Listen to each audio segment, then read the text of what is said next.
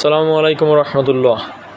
আসলে এই নিউজটি দ্বারা মানে একটি শেয়ারের যে নিউজ দিল, এই নিউজ দ্বারা শেয়ারটির উপরে একটা পজিটিভ ভালো একটা ইফেক্ট বা একটা ডিমান্ড কিন্তু তৈরি হতে পারে। সেটা সম্বন্ধে একটু আপনাদের সামনে একটু আলোচনা করব। সেটি হলো, আপনারা জানেন যে গতকালকেই আমি দেখেছি যে একটা ডিমান্ডফুল শেয়ার, যেটা আমরা জানি এবং সকলের পরিচিত একটি শেয়ারের একটা নিউজ দিয়েছে এবং অনেক ইনভেস্টররা এখানে লুজার হয়ে আছে, তাদের ক্যাশ ক্যাপিটাল এখানে আটকে আছে। অনেক দিন পরে একটা ভালো নিউজ কিন্তু শেয়ারটার আসলো, যদিও রিসেন্ট তার ফান্ডামেন্টাল গ্রোথটাও কিন্তু ভালো।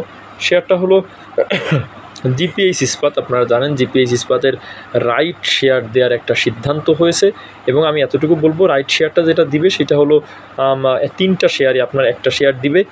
আপনার তার মানে আপনার যদি পোর্টফোলিওতে আপনার 3টা শেয়ার থাকে, তার অনুপাতিক হারে একটা শেয়ার দিবে। সেই জায়গাতে শেয়ারটা আমরা জানি যে নেট অ্যাসেট ভ্যালুটা 50 টাকার উপরে।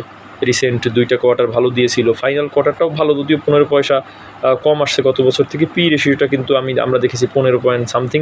আপনার গত বছর 5% ক্যাশ ডিভিডেন্ড দিয়েছিল। এই শেয়ারটার যে আপনার রাইট শেয়ার দিবে, এটা সবচেয়ে উল্লেখযোগ্য এবং পজিটিভ সাইড হলো প্রিমিয়াম কম নিচ্ছে, মাত্র 5 টাকা নিচ্ছে। তার মানে ফেস ভ্যালু সহ একটা শেয়ার আপনাকে 15 টাকা দিয়ে কিনতে হবে। অতএব 15 টাকা দিয়ে যখন আপনি একটা শেয়ার কিনবেন, শেয়ারটা 27 টাকায় আসে বা অ্যাডজাস্টিং হয়ে যেখানে আসবে, হয়তো বা বিনিয়োগকারীদের একটা প্রফিট হবে, বা ওই সময় অ্যাডজাস্টিং হয়ে যেখানে আসবে বিনিয়োগকারীদের একটা প্রফিট হবে।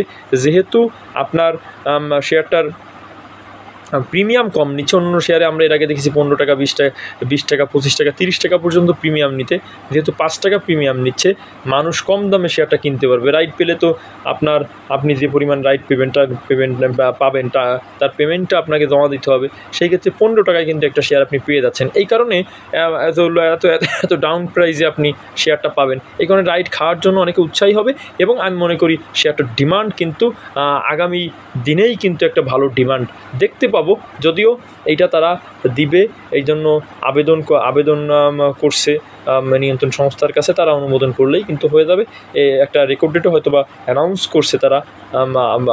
অতএব আমরা দেখি আসলে কি হয়। তবে এটা যে নিউজটা, এটা যদি বাস্তবায়ন হয়, এটা বিনিয়োগকারীদের জন্য খারাপ হবে না।